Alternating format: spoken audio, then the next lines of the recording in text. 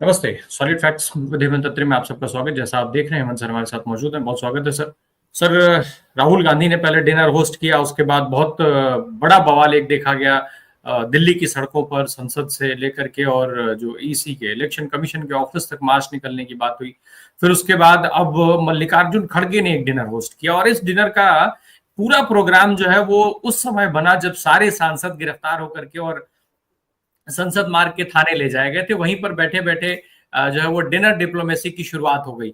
और अब बड़ी खबर यह है कि कांग्रेस जो है इस पूरे मुद्दे को देश के कोने कोने में पहुंचाने जा रही है और इसके लिए उस मीटिंग में, उस डिनर के टेबल पर बहुत एग्रेसिव जो है वो रणनीतियां बनाई गई हैं। सर, समझना मैं ये चाहता हूं आपसे दर्शकों के लिहाज से कि क्या कुछ खबरें आ रही हैं इस डिनर में, किस तरीके से रणनीतियां बनाई गई, कांग्रेस किस रणनीति को लेकर के आगे बढ़ने जा रही है, क्योंकि इलेक्शन कमीशन और सरकार तो पहले से ही इस मामले में बैकफुट पर नजर आ रहे हैं, क्योंकि जो कमेंट्स हैं, जो स्टेटमेंट हैं और जिस तरीके से लीपापोती हो रही है, वो सब कुछ अपने आप बहुत सारी तस्वीर साफ होती जा रही है। राम प्रकाश जी नमस्कार, आपको सारे दर्शक साथियों को भी। देखिए, ये जो कुछ हो रहा है ना, ये मोदी सरकार के बुरे दिनों की शुरुआत आप ये मान करके चलिए। और जो पहली मीटिंग हुई थी जो डिनर के ऊपर, उसमें जिस तरीके से शरद पवार ने जो सजेशंस दिए थे वहां पर, तो शरद पवार ने क्या कहा था वहां पर कि ये जितने भी वीडियोज हैं, ये सारी चीजें हैं, वोट चोरी का जो सारे सबूत हैं, ये देश के हर तालुके में, हर गांव में, हर जिले में, हर जगह दिखाया जाना चाहिए, ये उन्होंने कहा। उसके बाद अगले दिन आपने संसद में के बाहर चुनाव आयोग तक जो सीन क्रिएट हुआ वो देखा। कल आपने यूथ कांग्रेस का देखा होगा। और शाम आते आते परसों रात को डिनर था।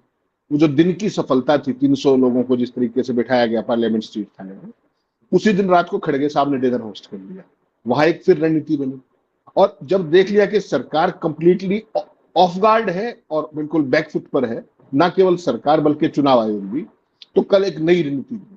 और वो रणनीति क्या बनी राम प्रकाश जी, कि कल शाम को कांग्रेस पार्टी के जितने भी incharges, state incharges, general secretaries और जो भी करता धरता जितने आप कहिए, प्रियंका से लेकर खड़गे से लेकर के जितना भी हुज हुए, सारी की सारी कांग्रेस कल शाम को इकट्ठी हुई और उस पर उन्होंने ब्रेन स्टॉर्म। और उसमें यह हुआ कि ये संसद में बहस नहीं करने देंगे, कोई बात नहीं, जो कुछ है सड़कों पर आएगी। और एक चीज आपको माननी पड़ेगी, कांग्रेस अपनी स्थापना से लेकर के आज तक कांग्रेस पार्टी का इतिहास ही आंदोलन का रहा है। जब जब वो सत्ता में रही तब उसकी सारी चीजें, वो यूएसपी कहीं ना कहीं नीचे जाती चली गई और आंदोलन से निकली हुई ही पार्टी थी। अगर मौजूदा भाजपा की बात करो आप, मौजूदा भाजपा कंप्लीटली एक इवेंट बेस्ड पार्टी है, खासतौर पर मोदी के आने के बाद, 2013 के बाद अगर आप देखेंगे तो इवेंट और बाकी सारा मीडिया और पूरा इकोसिस्टम जिस तरीके से उन चीजों को रेप्लिकेट करता है। आपने पिछले एक हफ्ते से, छठा दिन आज जब राहुल गांधी ने प्रेस कॉन्फ्रेंस की, आपने कभी मोदी को, भारतीय जनता पार्टी को, उसके पूरे आईटी सेल से लेकर हर चीज को इतना डिफेंसिव पे कभी देखा है क्या? तो ये वो चीज है जहां कांग्रेस पार्टी को कहते हैं, अंग्रेजी में कहते हैं कि they have smelt the blood. उनको सत्ता की कहीं ना कहीं खुशबू आने लगी है कि यहां पर है जो मामला जम सकता। तो कल रात को उन्होंने एक लंबी चौड़ी बैठक की और उसके बाद ये तय हुआ कि 22 अगस्त से लेकर 7 सितंबर तक देश की सड़कों पर कांग्रेस पार्टी उतरेगी, जहां जहां उसके अपना वो है। और उसके अलावा समूचा विपक्ष अपने अपने हिसाब से इंडिपेंडेंट, जो भी जिसको आंदोलन करना है वो। और बिहार चूंकि इलेक्शन गोइंग स्टेट है, तो वो आपको पता ही है कि 17 तारीख से राहुल गांधी वहां सड़कों पर उतर रहे, खुद एक वोट बचाओ यात्रा के हिसाब से। तो ये जो कल योजना बनी है, इसको आप देखिए क्या है कि एक पुरानी जो बात हरियाणा हिंदुस्तान के अंदर होती है वो क्या है कि जब संसद और सत्ता आवारा हो जाए तो सड़क का ही विकल्प बचता है डेमोक्रेसी के अंदर। तो ये सड़कें अब गुलजार होंगी और लंबे समय तक गुलजार होने वाली है। 22 अगस्त से लेकर 7 सितंबर तक का बाकायदा कार्यक्रम घोषित किया गया है। और इसमें क्या है कि एक व्यक्ति एक वोट के जो उसमें वो था, वोट का अधिकार, उसको बचाने के लिए कांग्रेस पार्टी ने जिस तरीके से बेसिकली 14 अगस्त से शुरू होगा ये आंदोलन, 14 अगस्त की शाम यानी कि कल शाम सारे देश के हर जिला हेडक्वार्टर पर कांग्रेस पार्टी आजादी की पूर्व संध्या पर, 15 अगस्त को स्वतंत्रता दिवस है, उसकी एन पूर्व संध्या पर पूरी कांग्रेस हर जिला मुख्यालय पर सड़कों पर होगी, candle light dinner, candle light उसके मार्च के हिसाब से। और उसमें पूरे देश में एक एनवायरमेंट बिल्डिंग का माहौल कि ये लड़ाई राजनीतिक है ही नहीं, ये वोट के अधिकार का संरक्षण भी नहीं, ये सीधे सीधे लोकतंत्र की आत्मा को बचाने का अभियान है। और इससे हर आदमी स्वाभाविक तौर पर जुड़ेगा, क्योंकि आज आपकी वोट कटी है, कल मेरी कटी है, नंबर सबका आएगा। जो बीजेपी के अनुकूल नहीं है उसको सारे का सारा। तो तो कल शाम से ही पहली बार शुरुआत हुई। सर, एक और चीज पूछ लूं मैं इसी में। पहली बार ये देखा जा रहा है कि जो प्रियंका गांधी और इस तरीके के जो नाम है, जो अमूमन बहुत सधे हुए शब्दों का इस्तेमाल करते हैं, वो सारे लोग अब इस तरीके के नारे गढ़ रहे हैं। वोट चोर, गद्दी छोड़, इस तरीके के नारे लगाए जा रहे हैं। सदन के अंदर से लेके सदन के बाहर तक ये सारे नारे गूंज रहे हैं। तो इनका दबाव भी क्या चुनाव आयोग और सरकार के ऊपर नहीं होगा ऐसी चीजों का? नहीं राम प्रकाश जी, चुनाव आयोग और जो बाकी संवैधानिक संस्थाएं थे उनका तो आप छोड़ दीजिए। उन्होंने तो सरकार से कमिटमेंट कर लिया है, उनसे तो कोई भी चीज उम्मीद करना अब किसी भी रूप में मतलब न्यायकारी नहीं होगा। वो बिल्कुल कमिटेड, सारे के सारी ब्यूरोक्रेसी कमिटेड, लेजिस्लेचर कमिटेड, चुनाव आयोग और कमिटेड, सारी की सारी जांच एजेंसी। इस पे तो अब बात करने का फायदा ही नहीं बचा है, इसलिए सड़कों पर उतरने की नौबत आई। तो कल शाम को जो कुछ होगा उसके बाद आप देखिएगा 22 अगस्त से लेकर और 7 सितंबर तक 15 दिन का एक पखवाड़ा है। उसमें देश के हर प्रदेश की राजधानी और सभी बड़े शहरों के अंदर कांग्रेस की बड़ी बड़ी रैलियां हुई। वोट चोर गद्दी चोर। आप एक चीज बताइए, आजाद भारत के इतिहास में संसद के पटल पर और संसद के परिसर में किसी प्रधानमंत्री को वोट चोर कहा गया है क्या? किसी प्रधानमंत्री को कायर कहा गया है कि अब जिस प्रधानमंत्री की यूएसपी क्या हो, 56 इंची, वर्ल्ड लीडर, डंकापति, ये सारी की सारी यूएसपी 1 मिनट में धराशायी होगी क्योंकि सरकार जवाब नहीं दे पा रही। चुनाव आयोग जिसका काम था जवाब देना अपने एक्शंस के लिए, वो जवाब नहीं दे पा रहा। और इसीलिए कांग्रेस पार्टी को, इसीलिए सारे विपक्ष को कहीं ना कहीं वो इनकी जो थी ना फॉल्ट लाइन, वो कहीं पकड़ में आ गई है कि अब इनको देख लो, ये मौका है और इनके पास भागने की जगह नहीं। आप देखिए ना, चुनाव आयोग 6ठे दिन हो गया, आज तक एक शब्द नहीं बोल पाया वोट चोरी को लेकर। और जितने वो चुप हैं, वो हर स्टेट से नए नए कारनामे उनके निकल के आ रहे हैं। लेकिन एक चीज का ध्यान रखिएगा, पैटर्न सब जगह से वही 5-5 वोट, वही नकली पते, एक एक घर के पते पर 100-100 वोट, एक एक बाप की 40-40 संतानें, किसी चीज का कोई सिर पैर नहीं, कोई उम्र, एक बेटे की उम्र 72 साल, दूसरे की 27 साल। जितनी भी चीजें आप सोच सकते थे, आप किस चीज का शुद्धिकरण करना चाहते हैं ज्ञानेश कुमार जी? ओनरशिप नहीं है क्या? इससे पहले राजीव कुमार जो करके गए, कहा है राजीव कुमार, पता है किसी को? तो ये सारी चीज बेसिकली बीजेपी की सरकार आज कंप्लीटली बैकफुट पे है। उसका सिंगल कारण केवल ये है कि उनके जो अपने कारनामे हैं, चोरी बहुत लंबे समय तक नहीं छुपी, कभी ना कभी कोई ना कोई सबूत मिल जाता है। और यहाँ तो एक विधानसभा में अगर 1,250 वोट मिल जाए तो आप सोच सकते हैं क्या डिफेंड करेंगे? आप बताइए। You are trying to defend the indefensible. अच्छा, अब तो दिक्कत ये है कि चुनाव आयोग ने, भाजपा ने डिफेंड करने की भी कोशिश छोड़ दी, डिफेंड भी नहीं कर पा रहे, कोशिश ही नहीं कर रहे। और ये जो मैंने बताया आपको, ये 22 अगस्त से 7 सितंबर तक का ये बताया, और 15 सितंबर से और 15 अक्टूबर तक राम प्रकाश जी एक और काम होने जा रहा है। पूरे देश के अंदर कांग्रेस पार्टी एक हस्ताक्षर अभियान सरकार के खिलाफ रेफरेंडम के तौर पर पूरे देश में चला रही है, वोट चोर गद्दी छोड़ो के अभियान के तहत। और उसमें 5 करोड़ हस्ताक्षर इकट्ठे करने की और उसके बाद राष्ट्रपति तक पहुंचाने की योजना है। तो आप इस पूरे के पूरे आंदोलन को अगर आप देखेंगे, आज आप 13 अगस्त में हैं और ये जो सारा 15 अक्टूबर तक का पूरा आंदोलन चौकआउट हो गया है। उसी दौरान राहुल गांधी, आपको पता है बिहार में जिस तरीके से मैदान में उतरने वाले हैं, वो वोट बचाओ अभियान के थे, वोट बचाओ यात्रा के थे, वो अपने आप के अंदर जो 50 विधानसभा सीटों पर वहां करना चाहते हैं।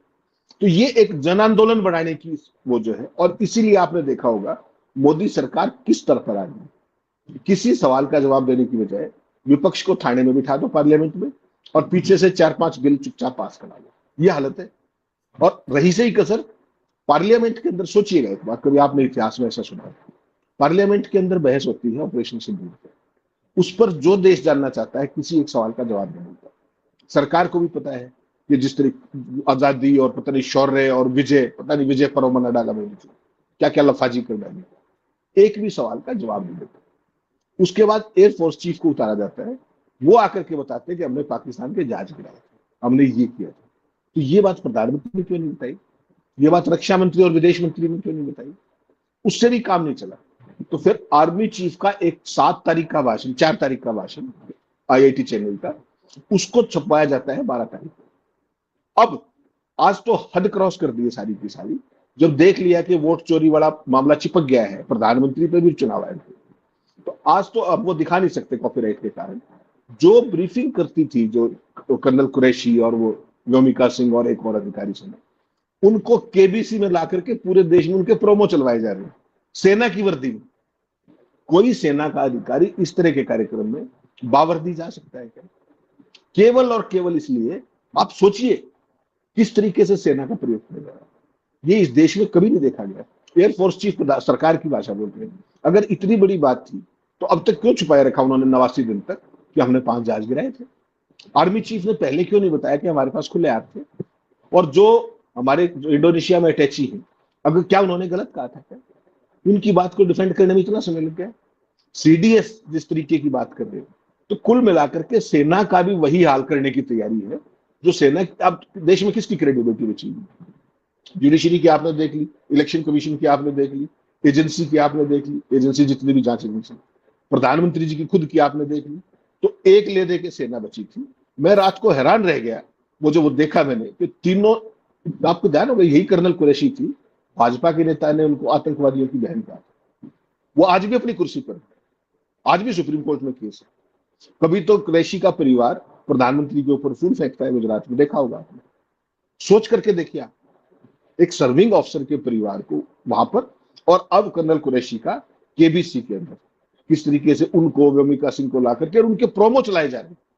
तो समझ लीजिए कि सरकार की बैंकरप्सी, सरकार को कुछ नहीं सूझ रहा। ले दे के एक राष्ट्रवाद, एक सेना के पीछे छिप जाओ, यहां पे सरकार खड़ी हो गई।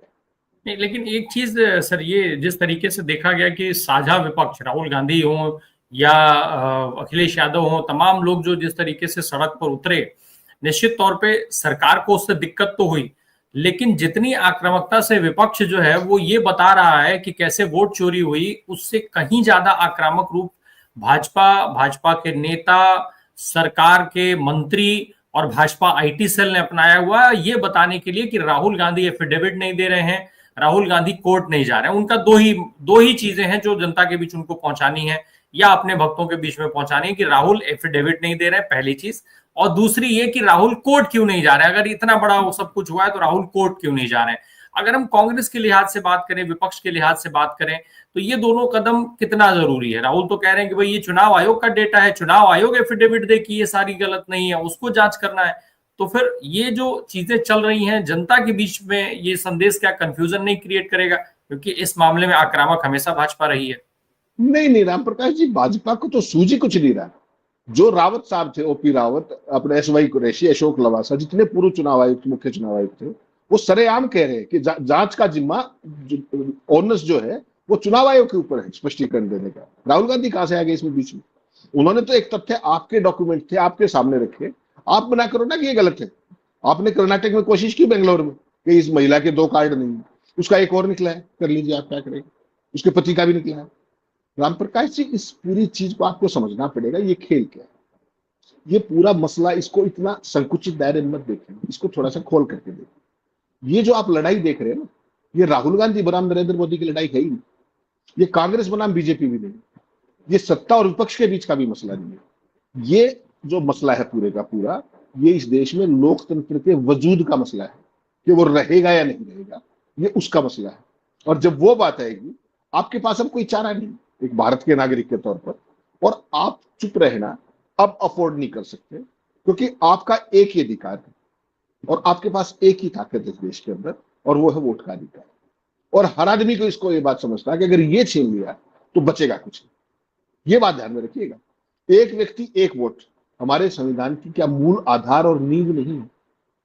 जो प्रधानमंत्री एक पूर्व राष्ट्रपति की अध्यक्षता में एक कमेटी बनाता है, पूर्व राष्ट्रपति को भी आपने सुना है किसी कमेटी में? क्यों? उसको एक लेवल पहुंचाने के लिए, उसको खबरों में लाने, पूरे उपक्रम कहूंगा।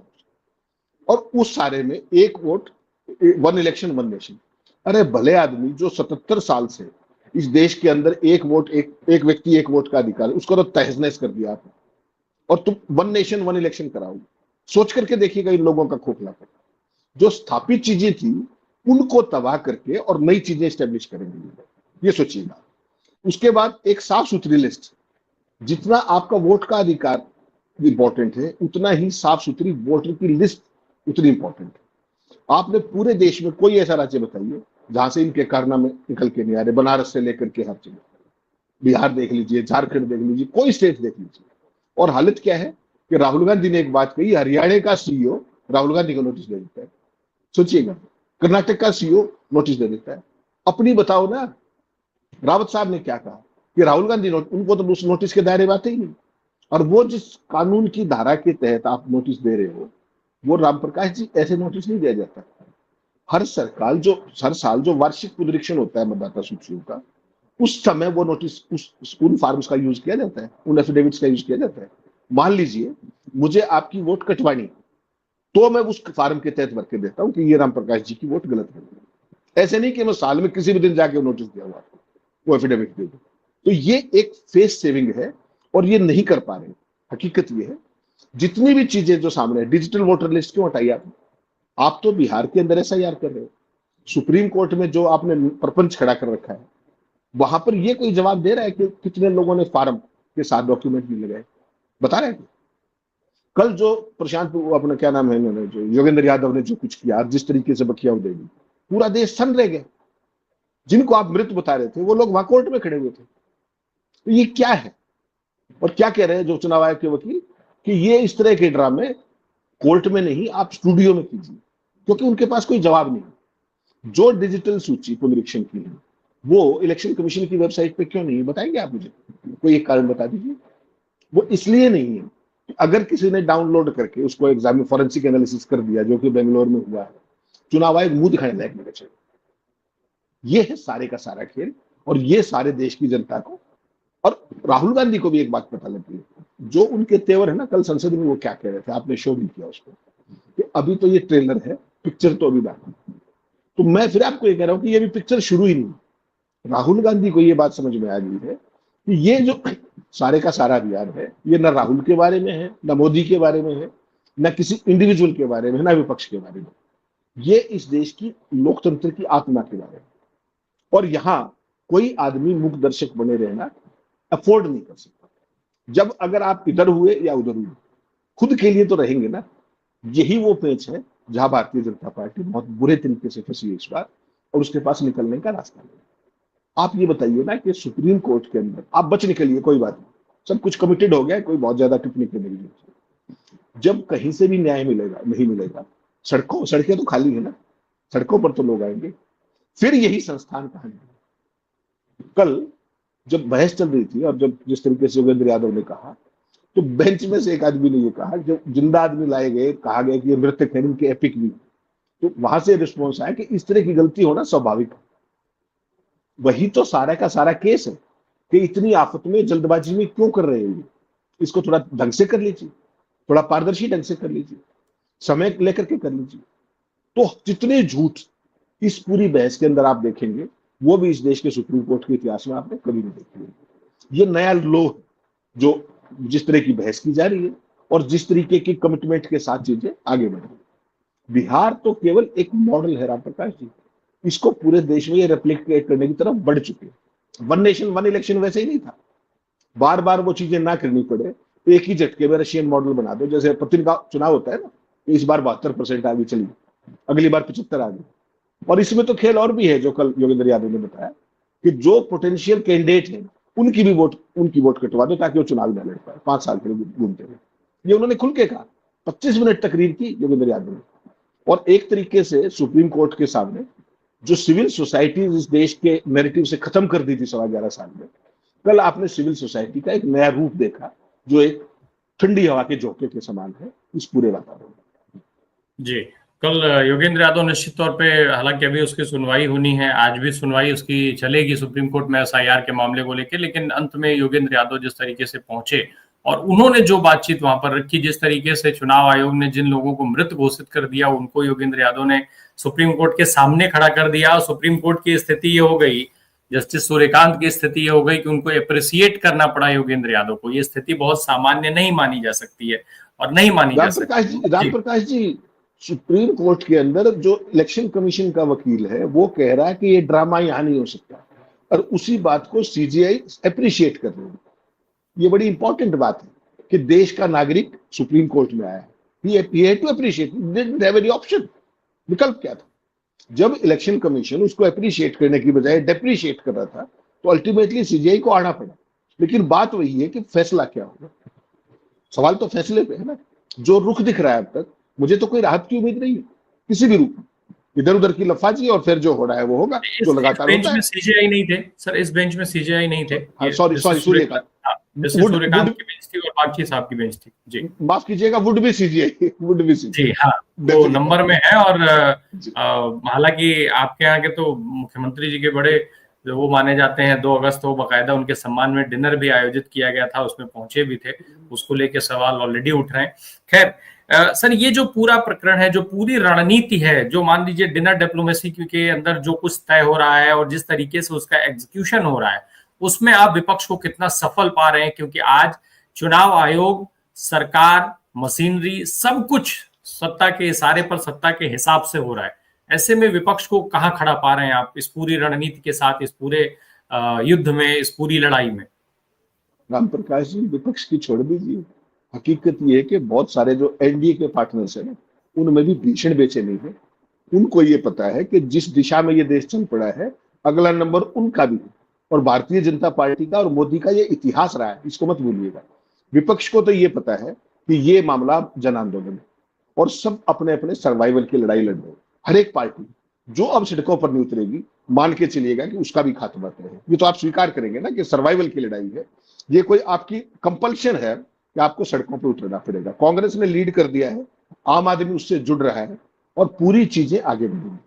आपने 2 दिन पहले एक चीज ऑब्जर्व की, परसों शाम को साकेत गोखले ने एक ट्वीट किया। उन्होंने कहा कि बहुत सारे जो सत्ता पक्ष के सांसद हैं, उन्होंने हमसे संपर्क किया और उन्होंने कहा कि बहुत गलत हो रहा है और आप लोग बहुत अच्छा कर रहे हैं।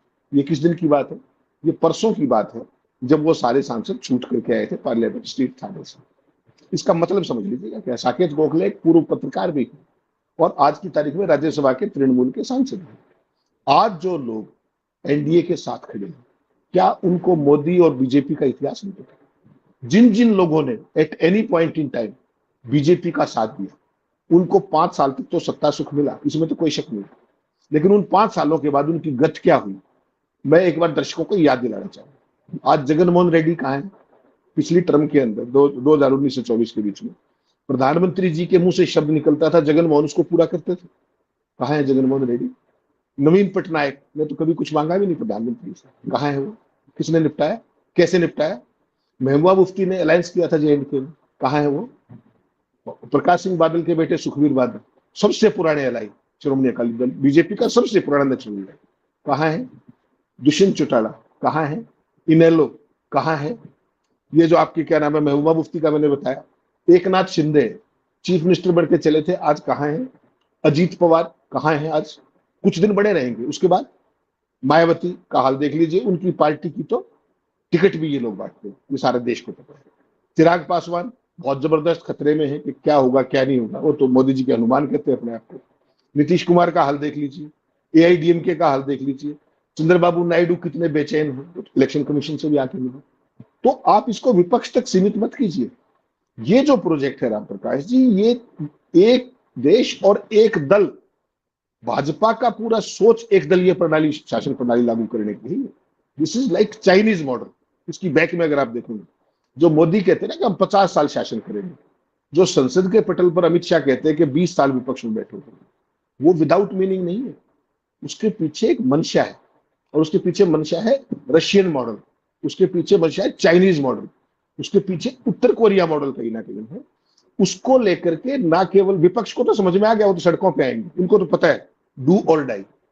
जो सत्ता पक्ष के सहयोगी भी हैं, उनकी सोचिए आप, ये इतना बड़ा घोटाला पकड़ा गया अब तक, और मैं चैलेंज कर रहा हूं पूरे सारे सिस्टम को, केवल बीजेपी ने भी मेरिट पे आज तक जवाब दे दिया इस वोट चोरी को, चुनाव आयोग ने तो दिया ही नहीं।